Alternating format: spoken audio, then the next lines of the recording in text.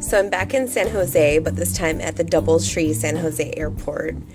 And I'm in room 964. It's a club level room. When you come in, you go to the right, and then there's a vanity outside of the actual bathroom. There's an ice bucket there. And then inside the bathroom, there's another sink. And then you have the Crabtree and Evelyn soaps. Then we have a toilet, dual flush toilet. It's a full bathtub, has a Speakman shower head, and it's probably a little bit older of a hotel, I'm guessing. Then you've got full length mirror at the closet. There's a robe in it, extra blankets and pillow, 2 suitcase holders, an ironing board in there. Then we come out to the main room. It's actually a fairly large room. You have the king bed here.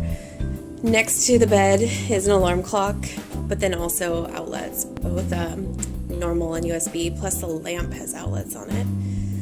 Then go to this side, and more outlets in the lamp, and then the phone on this side. Then this is a pull-out sofa bed, coffee table, chair, another table, the desk area, TV, and then in here, refrigerator, and then on this side, the coffee service. And then let's go outside. This is a balcony room, so I have to figure out how to open the balcony here. Unlock it. And we have a view of, well, the pool area.